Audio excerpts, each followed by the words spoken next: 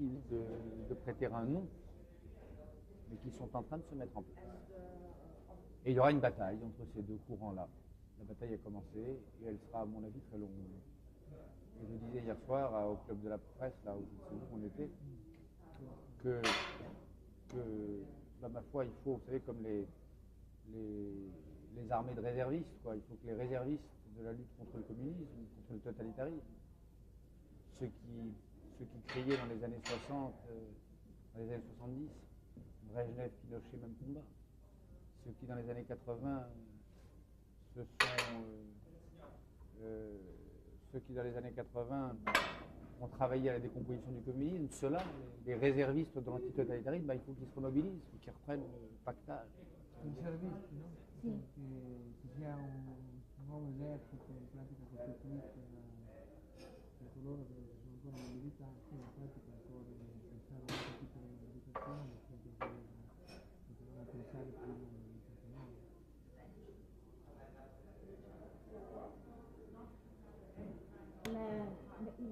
Di questi giorni sono le vicende della Germania, diceva per la Germania, delle grosse crisi economiche in Germania, spirito, una linea vagante.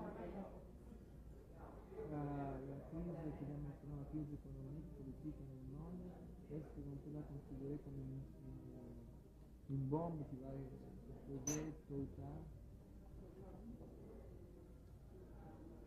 Pour l'instant, écoutez,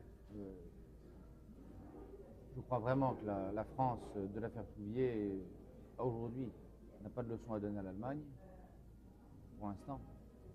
La manière dont la France a traité sa mémoire fasciste ne l'autorise pas à donner des leçons à la façon dont l'Allemagne a traité son passé nazi. Non, moi je crois qu'il y a aujourd'hui une vraie restructuration de l'Europe entière. C'est pas l'Allemagne, c'est pas la France, c'est aussi bien l'Italie, c'est aussi bien la Pologne, autour de cette nouvelle ligne de clivage dont je vous parlais tout à l'heure. Démocratie, populisme, en gros. Je dis populisme, faute d'un meilleur nom, qui viendra, on trouvera. Mais disons provisoirement populisme.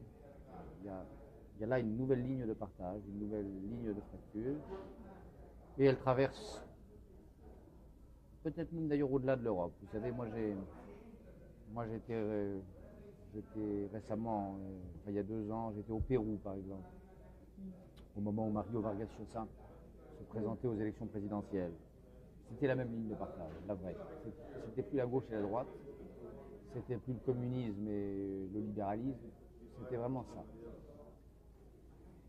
D'un côté la démocratie, le droit, l'universalisme, le cosmopolitisme, l'Occident, l'acceptation d'un lien organique avec l'Occident en Amérique latine, d'un côté ça, de l'autre côté la haine de l'Occident, la haine du droit, l'indigénisme, l'esprit autochtone, l'esprit de tribu, qui allait alors là de droite à gauche, depuis des mouvements d'extrême droite péruviens jusqu'au mouvement d'extrême gauche du Sentier lumineux. Le mouvement maoïste, terroriste, le Sentier lumineux, je ne sais pas si c'est Sendero Luminoso. Donc ça marche au Pérou, ce partage-là. J'étais en Israël. Il n'est pas impossible que ce partage-là fonctionne aussi. C'est le vrai partage qui travaille la société politique israélienne. Partage ou dilemme, non? Ce sera moins le partage de la droite et de la gauche, des conservateurs et des progressistes, des travaillistes et des libéraux. Je crois que c'est pas ça. Je crois que c'est de plus en plus celui que je vous dis. D'un côté, ceux qui croient à l'universalité, au droit, à l'Occident et à ses valeurs. Ceux qui croient que la terre est dans les têtes autant que sous les pieds. Que la terre est la testa autant que sous les pieds. Et de l'autre côté, ceux qui croient que la terre c'est la terre et rien que la terre, que les communautés sont naturelles, que la bonne communauté est une communauté naturelle, que le droit importe moins que la force, que une communauté se structure en excluant et en marquant la frontière avec l'étranger, et ainsi de suite. Et ceux-là, ils sont à droite, ils sont à gauche en Israël. Sur la question de la paix, c'est très clair. La vraie question, c'est ça. Quelle image se fait-on de la terre? Ceux qui feront la paix en Israël, ce sera ceux qui sont de droite ou qui sont de gauche, qui conserveront une image, un concept vraiment biblique de la terre. C'est-à-dire une terre à mi-chemin du réel et du fictif. Une terre qui survit, dont l'existence est à mi-chemin du livre et de la glaise, de la glèbe. Ceux-là font la paix. Pourquoi les gaullistes en France sont entrés en résistance? Quelle était la base métaphysique de l'idée de résistance en France? La base métaphysique, c'était qu'on pouvait défendre sa terre sans y être. C'est-à-dire on pouvait défendre sa terre en étant à Londres. La base métaphysique du pétainisme, la base philosophique du pétainisme, c'était le contraire. On ne peut défendre sa terre qu'en y étant. Donc on restait. Il fallait une philosophie de l'appartenance très complexe pour partir à Londres.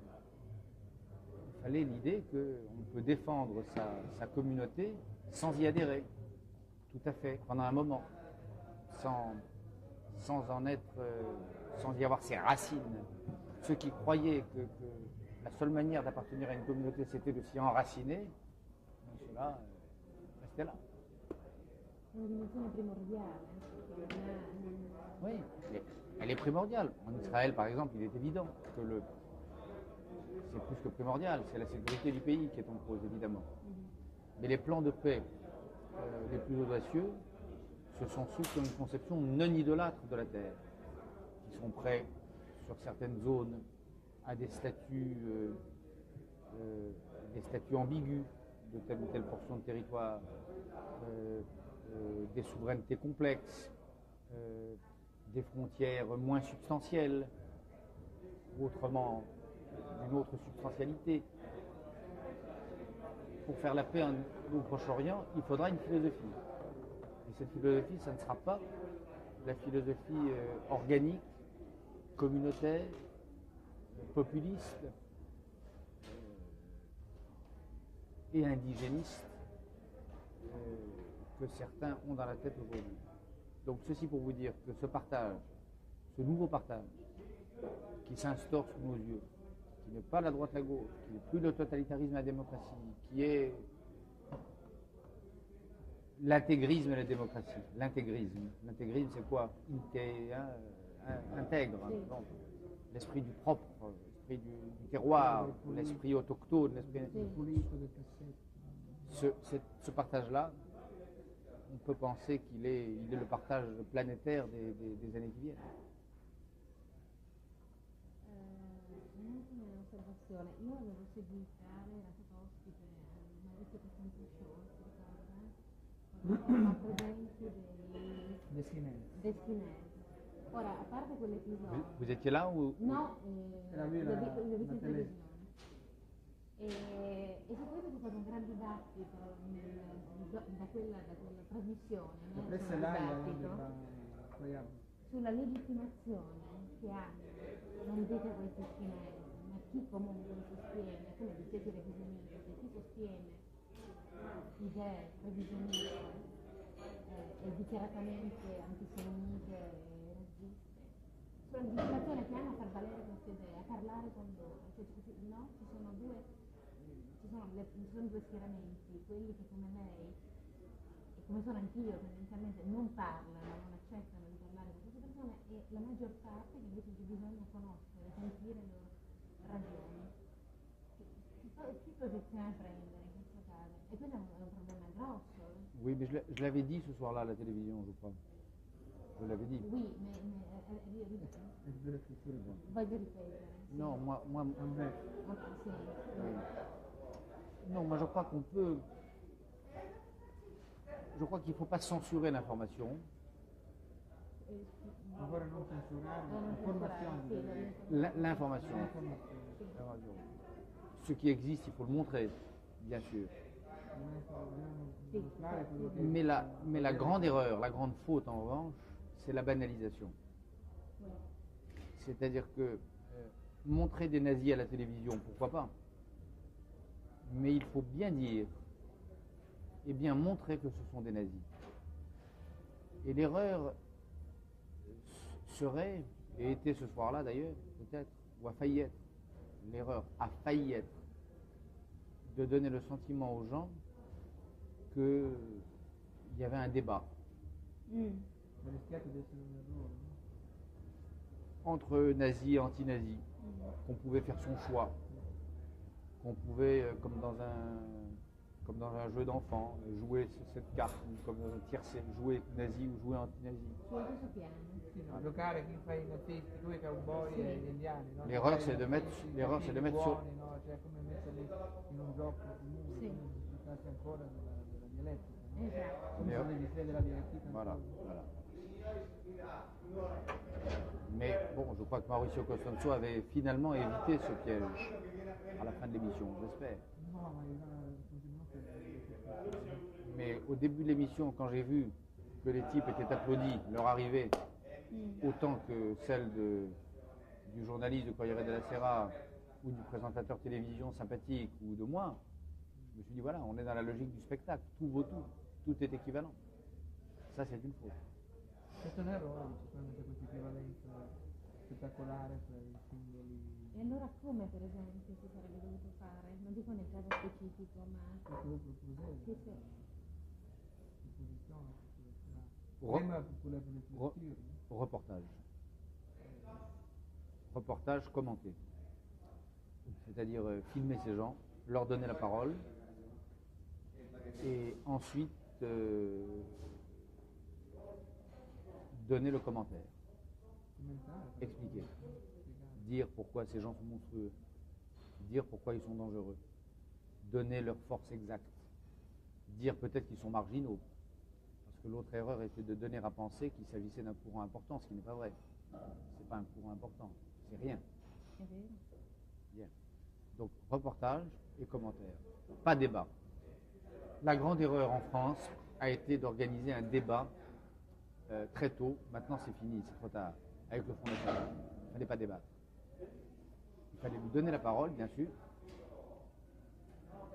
Il dit alors c'est la guerre. Il peut arriver à la guerre aussi. Mais avant la guerre civile, il faut donner la parole au Front National.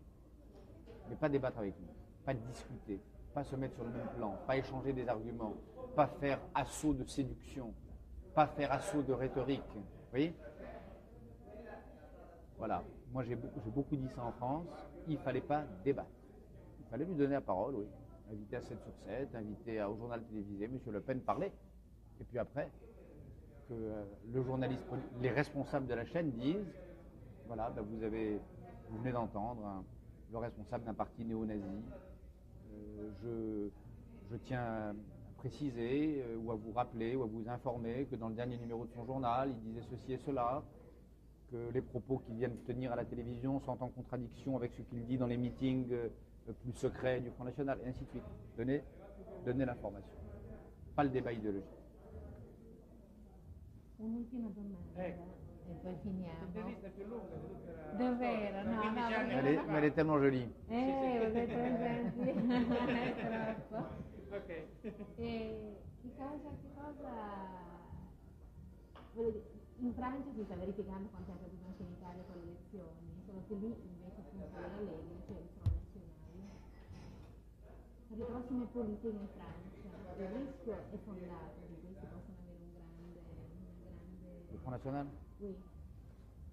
Je ne sais pas. Moi, j'ai été surpris, heureusement surpris, par le score du Front National aux dernières élections, qui était moins fort que ce qu'on craignait. On attendait 14, Lo score è molto minore di quello. pas molto. Che si pensava? On attendait 14 ou 15 et Oui. c'est pas tout à fait 12. Oui. Mais c'était des élections régionales. Et aux élections régionales, ce genre de partis sont plus faibles. Hein. Combien fera Le Pen dans une élection présidentielle? Combien feront les députés Front National dans une élection législative? Je ne sais pas. J'ai tendance à penser qu'ils feront davantage. Oui. Mais la nouveauté des dernières élections régionales et la chose dangereuse, c'est que même s'ils n'ont fait que 12%, ils ont prouvé qu'ils étaient très implantés dans les régions françaises. D'abord, ils le sont. Ils ont aujourd'hui des responsables dans tous les conseils de région. Dans toutes les assemblées de région, ils ont aujourd'hui des responsables, des délégués. Et ils ont prouvé qu'il n'y a pas que Le Pen, quoi. Dans chaque région française, il y a des hommes qui ont apparemment suffisamment de charisme pour remporter 12% de l'électorat. Donc ces élections, elles ont marqué l'enracinement, l'implantation du mouvement en France. Basta. Benissimo. Bene. Grazie. È stata così lunga? Cioè, se fosse stato in pubblico dove a questo punto ci va applauso. Sì, è stata... Daniela, comment, vous nous quittez?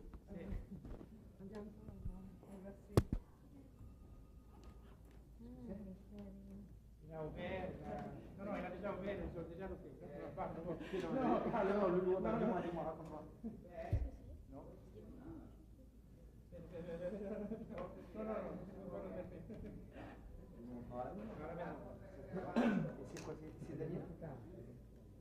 Mensile, però me lo faccio avere con molto piacere.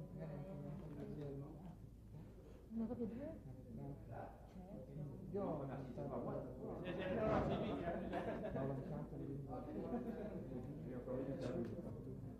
E io penso che sia marcato, invece no, che verrà fuori adesso. l'avevo lanciato. Ci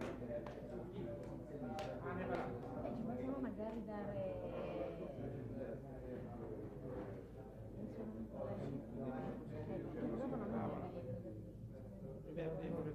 Allora, grazie. La ringrazio molto. Allora lei ci visto come la Bellissima. addirittura. Brava. Non c'è da Ho fidare. avuto brutte esperienze. Allora, De Cataldo. Guarda, De Cataldo. Viviani. Gallo, Marcello Gallo. Allora era il migliore.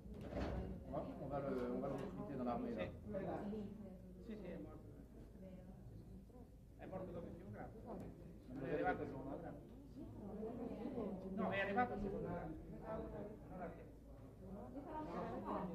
Perfetto. Dovrebbero essere già là. Grazie a lei. Ok, grazie. Allora, Carissone, tu metterà.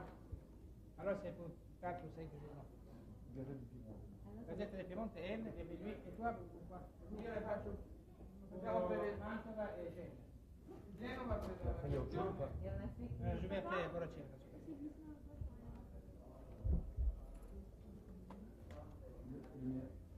Mi ha fregato. L'amore te l'hanno bene. L'amore te l'hanno bene. Allora, Aspetta che non arrivederci. vediamo. Finita la visita. Allora, 16 aprile, ok? Chiedete una miriade. Può partire o muoio, sono un po' conciato. No, ma non c'è problema. Arrivo. Benissimo, grazie. Andiamo. Senz'altro, buon lavoro. Milano, vabbè, io poi mi sento con Borracino questo momento. Buon lavoro, grazie, arrivederci. Com'è che volete mettervi perché non vedete le nostre spalle? Volete che mi metta con una sedia lì? Sì, perché così fa lo sfondo. Sì, campo prima.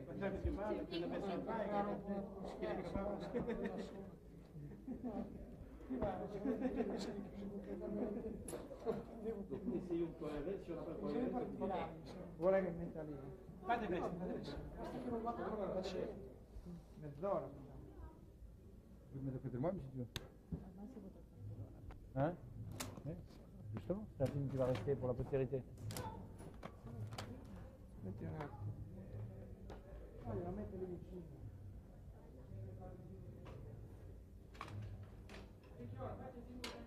Non so che facciamo simultaneamente, solo montando.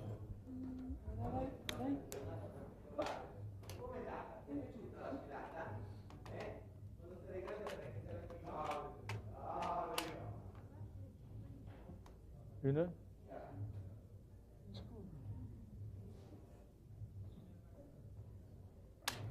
Quando vuole partiamo.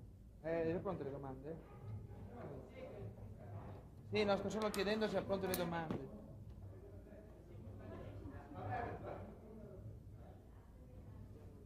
Tu sais qu'ils sont tous psychanalystes. Hein. Ils me disent aussi chez le psychanalyste. Voilà.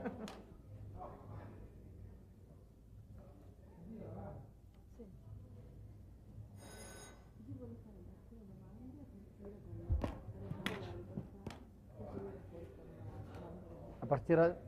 Aux aventure de la liberté. Le livre est sorti, Les Aventures de la Liberté, vous l'avez en italien? Ah, Io se le l'avevo in frega, francese, una ma versione. lo fa sortire ancora. Vous savez quand il sort? Oui, mais vous savez quand il sort en Italie? Non. Il va sortire di qua da un mois.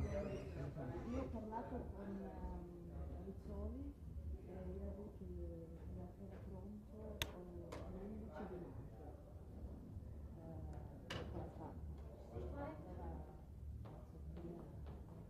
Quel jour est aujourd'hui? 11 mai, c'est déjà prêt. Aujourd'hui, c'est quel jour? Aujourd'hui, c'est le 17. Donc, je pense que l'advertising n'est pas encore fait, ils vont être contemporains, ça va être la fin de l'année. E quello che del blues è sotto la nozione intellettuale. Per questo XX secolo la Francia ha colto questa tecnologia e ha prodotto... J'entends rien du tout. Ouais, Bah, je préfère avoir le... Répétez. Quella fase del blues è sotto la nozione intellettuale. Per il XX secolo la Francia ha colto questa nuova fisica che ha prodotto lì. Lei ne fa quasi una storia. Ha cercato nella loro Ha cercato? Ah, Oui, nella loro vita. si è interessato ai loro viaggi. Ha tracciato processualmente una delle differenze. Dopo questo lavoro, dopo l'ordine intellettuale, insomma, questo scambio per sé, che si della libertà, la nozione di intellettuale è sempre la stessa o c'è avuto qualcosa che è cambiato? Je crois qu'elle n'est plus la même. Je crois que l'intellectuel traditionnel, avviciniamo tutte e due.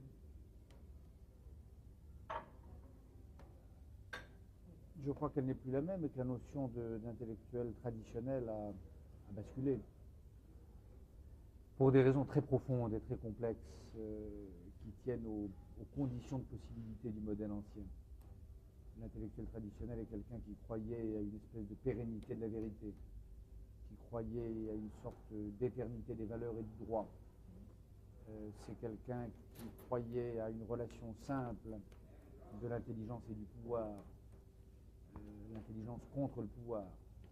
Tout cela s'est brouillé sous la pression d'événements et de courants divers et fait que le grand intellectuel prophétique de la fin du 19e et du 20e siècle est très certainement une figure en train de dépérir.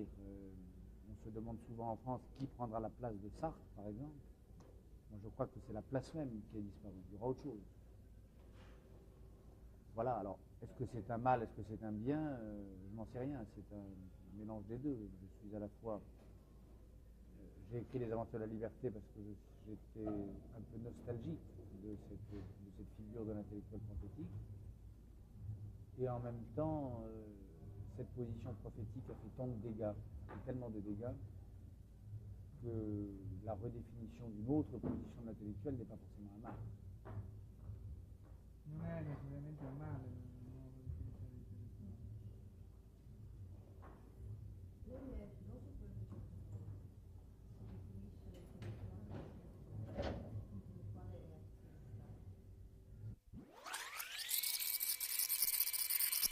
Je crois que intellectuel, c'est pas un état. On n'est jamais intellectuel tout le temps. On n'est jamais intellectuel professionnel. On est quelque chose, on est un savant, on est un peintre, on est un écrivain, on est un artiste. Et puis de temps en temps, on pose, c'est ce que j'explique dans les Aventures de la liberté, on pose sa plume, on interrompt son travail et on devient un intellectuel dans ce moment-là. Un intellectuel, être intellectuel, c'est un moment de l'esprit, c'est pas un état de l'esprit. Moi, je suis écrivain et lorsque je vais, viens à côté de moi, viens là. Et lorsque je vais en Europe centrale, lorsque je me mobilise contre le Front National en France, que sais-je, là je deviens un intellectuel. Mais ce n'est pas un état. Voilà, ça c'est ce que j'ai compris avec les années. Oui, voilà.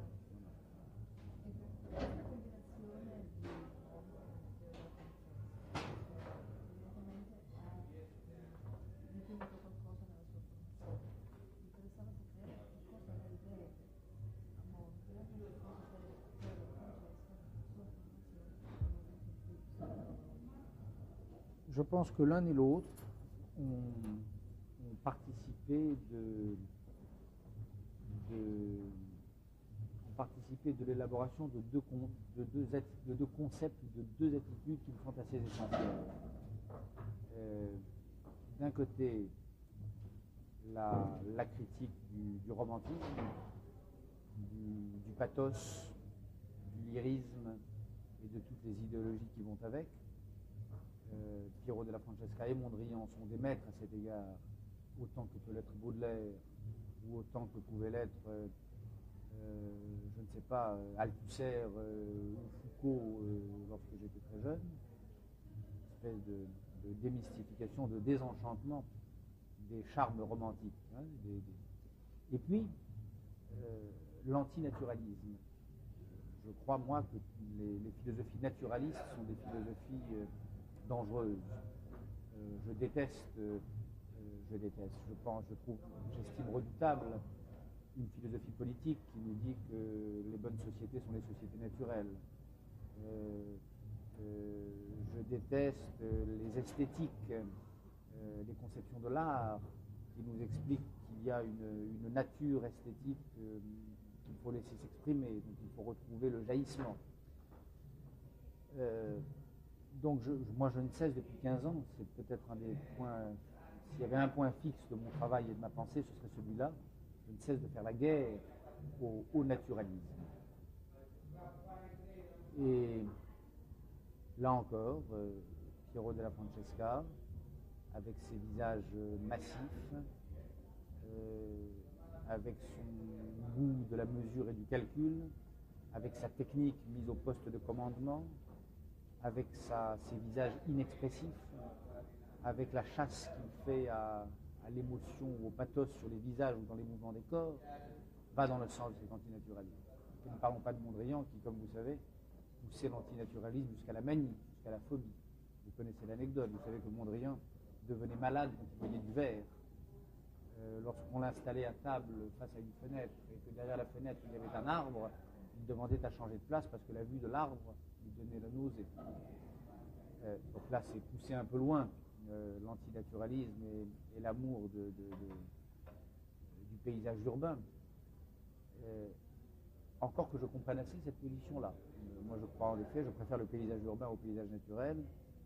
Je préfère une très belle tour de béton comme on en voyait dans le New York des années 60, à un paysage de campagne hollandais tel que ceux qui ont bercé la jeunesse de Mondrian.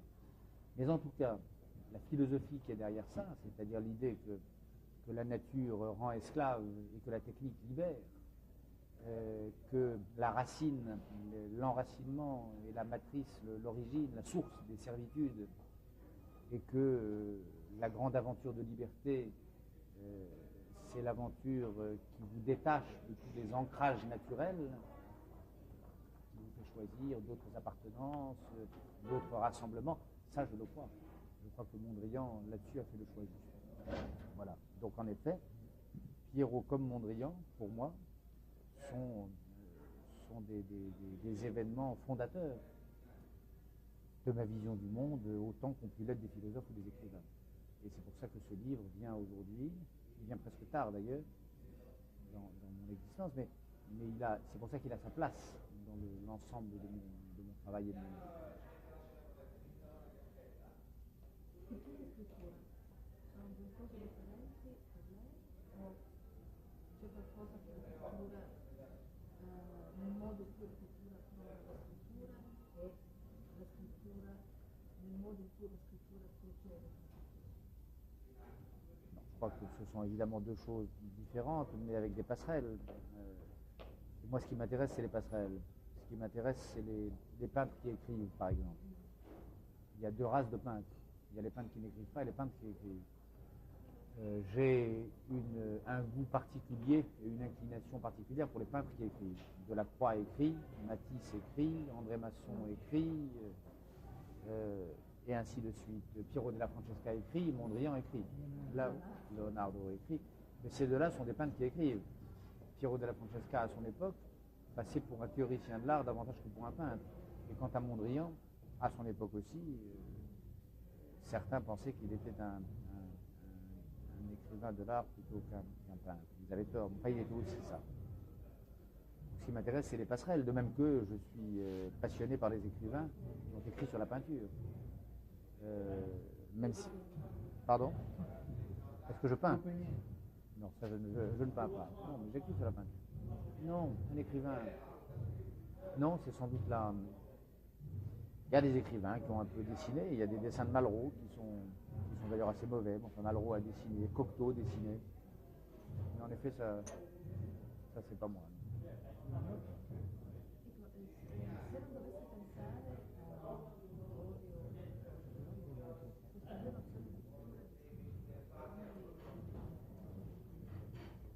J'ai pas compris la question.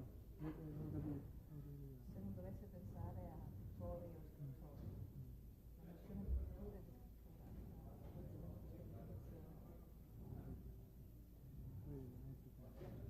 scrittura, Faccio una io. No, perché è simultaneo l'intervista per tutti e due.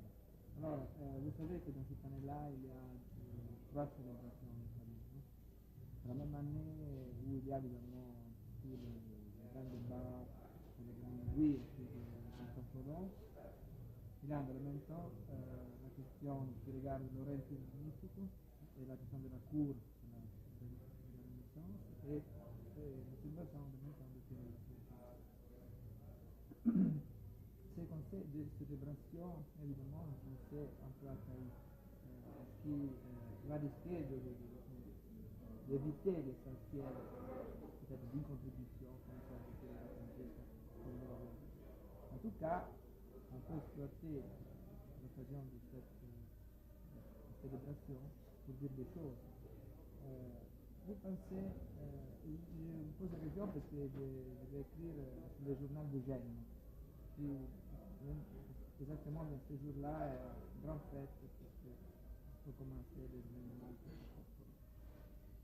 Est-ce que vous pensez que cette fonction, par exemple, à ce moment, Mitterrand, la Révolution française, on fait une coïncidence très étrange avec la régie de Good, avec Attali qui a tout englobé dans cette grande... Ça c'était grotesque. Voilà. La célébration de la Révolution française à Paris était Voilà. un grand moment de ridicule. Et de pensée, et de degré zéro de la pensée. Le message de Good, c'était quoi? C'était tous les hommes sont frères et aimons-nous les uns les autres. Bon. Et puis, non, ça, il y a dans le mécanisme célébratif, dans la manie de la célébration, une façon de vider les débats de toute espèce d'enjeu. Il ne reste plus rien. Quand on célèbre, il ne reste plus rien de l'événement. C'est ce qui est en train de se passer à l'occasion de 1492. Aucune question sérieuse, en tout cas en France, n'est posée. Je sais qu'il y a des questions importantes derrière tout ça. Et l'expulsion des Juifs d'Espagne, et la découverte de l'Amérique, et la simultanéité des deux, et l'arrivée de l'Occident dans un monde non occidental. Enfin, il y a des grandes questions qui ne sont pas posées. On nous emmerde avec des questions absurdes. Mais ça, c'est une manie fin de siècle, vous savez. le siècle devient fou de célébration et de commémoration. Ça va de pair avec l'amnésie aussi, cette espèce de... On parlait tout à l'heure avec la jeune femme qui était là à la place de Mademoiselle de l'affaire Touvier, de l'amnésie sur Touvier, la volonté de ne pas se souvenir, la volonté d'oublier Vichy. Les deux vont de pair, cette espèce de... Et ça, c'est Nietzsche le disait très bien, comment le ressentiment et l'amnésie, c'était la même chose. L'excès de mémoire et le défaut de mémoire. L'engorgement de la mémoire, la production cancéreuse, la prolifération cancéreuse de mémoire, les célébrations, et puis sur les points essentiels, l'occultation. C'est le même mécanisme de deux façons différentes. C'est le contraire de la vraie mémoire. Dans le cas de Piero della Francesca, vous avez justement relevé qu'il s'agit d'un film, justement. Dans une époque où le film n'était même pas considéré, même pas envisagé. Vous relevez dans votre livre qu'il y a comme une technique qui va, comme enlever l'esthétique, anesthésiser peut-être un tableau, enlever l'expression de l'élément en introduisant une espèce de moment tout à fait important de réflexion. Et vous faites la comparaison, par exemple, avec le fond de Max Ernst et d'autres. No? Justement, vous savez qu'il y a cette technique que Bertolt Brecht avait appelée de l'estramisation, no? Le fait de rendre étranger quelque chose. Piero della Francesca a introduit une chose tout à fait extraordinaire, ici, les tâches du pathos. Voilà. Ça, c'est un exemple, ça me semble, de ce que l'intellectuel, même s'il est peintre, même s'il vit dans la Renaissance, doit faire, c'est-à-dire de se détacher de ce qui va... C'est ce que je disais tout à l'heure. La question c'est, je trouve, non, que la célébration, c'est toujours du pathos. La célébration, c'est quelque chose dans laquelle c'est le populisme. Non? C'est le populisme des pays qui n'ont pas de grands problèmes économiques comme la Pologne ou Yougoslavie ou l'ancien Union soviétique. Pour l'instant, en Yougoslavie, on ne célèbre rien, on compte les morts. Les morts de l'indigénisme. Voilà. Les morts du devenir tribal de la planète. Ah oui, on ne célèbre pas, oui. Alors, un mot à propos de Christophe Colomb. Christophe Colomb, on va demander à propos de cette coïncidence. Christophe Colomb va introduire, grâce à un lapsus, va introduire un nouveau monde, va introduire une nouvelle époque. Attali, dans son livre, a démontré qu'il y avait beaucoup de coïncidences dans cette année, parce qu'il n'y avait pas seulement la question de l'hiver, il y avait aussi beaucoup de monde qui allait dépasser beaucoup de limites dans plusieurs champs, de plusieurs... Quelle est votre impression à propos de cette nouvelle deuxième renaissance qui va se poser aujourd'hui? C'est-à-dire, quel est le continent qui va se poser, par exemple, pour un intellectuel, pour un écrivain? Quel est le continent pour un écrivain aujourd'hui? Écoutez, il y en a un pour l'instant, c'est la découverte de l'Europe. Christophe Colomb a découvert l'Amérique. Nous, il nous appartient non pas de découvrir, mais d'inventer l'Europe. Ce qui risque d'être au moins aussi coton que la découverte de l'Amérique. Moi, je ne crois pas du tout à un mouvement irréversible vers l'Europe. Les responsables politiques ont l'air de penser que la machine est lancée, que rien ne l'arrêtera, que c'est inévitable. Moi, je ne crois pas. Je crois que les résistances seront de plus en plus nombreuses, que la blessure symbolique sera de plus en plus grande. L'idée même de frontières est je ne suis pas sûr que l'humanité européenne soit capable de vivre sans l'idée de frontières. Je ne suis pas sûr que cette idée de frontières traversées, de frontières abolies, ne soit pas une idée qui puisse rendre fou. La monnaie unique, hier je parlais avec Antonin, avec mon fils, qui me demandait mais comment on fera quand on aura les écus au lieu des francs. Est-ce que lui qui a 11 ans, l'idée donc de renoncer aux monnaies nationales, l'idée d'une monnaie unique, hein, l'idée qu'à Rome, à Paris, à Madrid, on paye avec la même, lui semblait très étrange. très étrange. Et pourtant, bon, on ne peut pas dire qu'il... Hein? Oui, et l'idée même l'inquiétait. L'idée l'inquiétait. Donc moi je ne crois pas que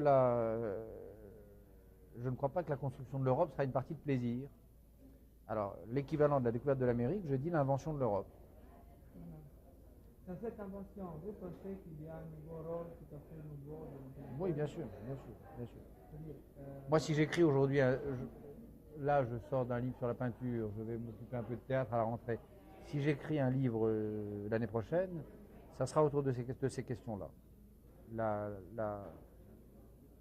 Le seul combat qui vaille la peine aujourd'hui, en Europe centrale et orientale, à l'est de l'Europe, mais aussi chez nous, c'est ce combat-là. Le combat pour Maastricht, le combat contre les régressions communautaires, le combat contre le nationalisme, le combat pour l'ouverture des frontières, donner à penser, vivre sans...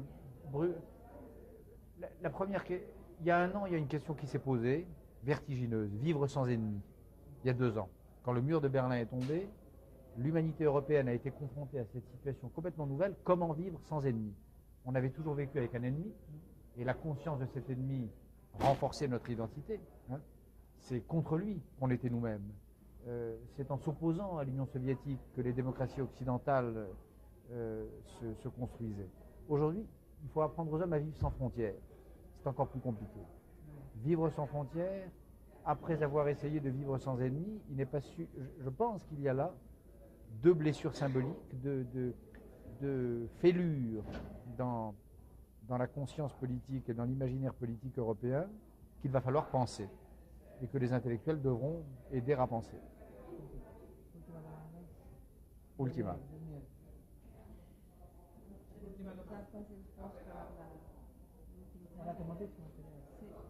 Hein? La dernière.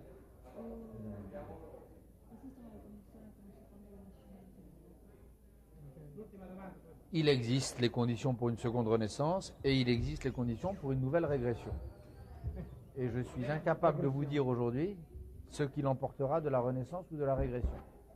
Il y a autant de force d'un côté que de l'autre, autant de chances d'un côté que de l'autre, et c'est ce que je vous disais, ou à la jeune femme qui était avant vous tout à l'heure, le nouveau partage de l'Europe, il est là, entre la renaissance, la démocratie, l'universalisme, le droit d'un côté, et entre la régression, le populisme, le nationalisme, l'indigénisme de l'autre côté.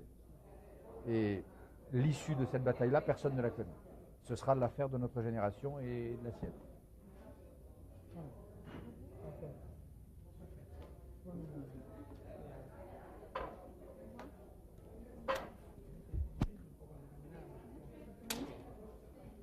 Hey Armando, on a terminé.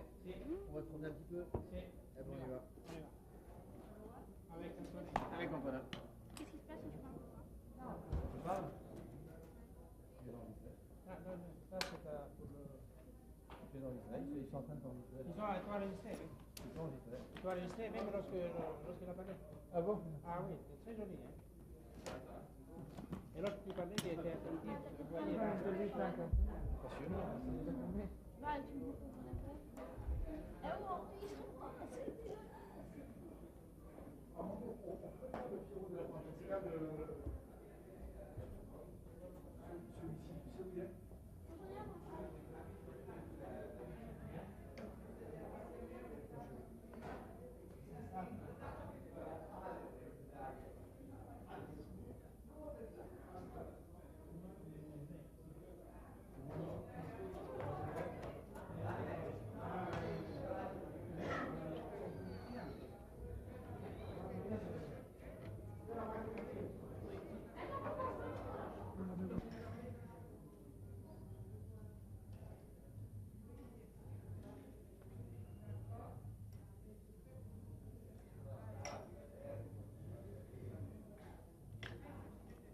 Matteo, vieni qua col bicchiere.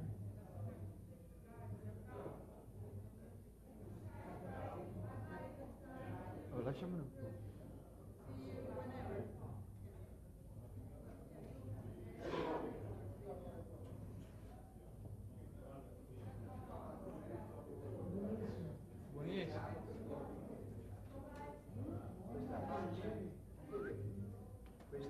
faccia da falco che deve essere messa in condizioni così mi chiameranno in America.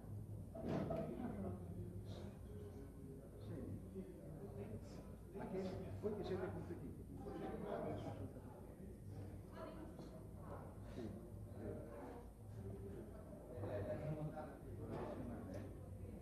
3-4 volte. Sì, 4 volte. 35 anni che faccio insieme, non voglio più farlo. Sono stanco. Io sono stanco. A Luciano Muti che mi ha fregato il brevetto, quella macchina è la mia. Io vi do una notizia in esclusiva, ora non posso perché poi gentilmente se siete a Milano mi date il vostro ingresso. Io ho una causa aperta e non posso parlare. Quel brevetto è il mio, l'ho fatto nel 1979. Io sono un pranoterapista, oculista e mi ha fregato in pieno la macchina, però avevo tutta la documentazione.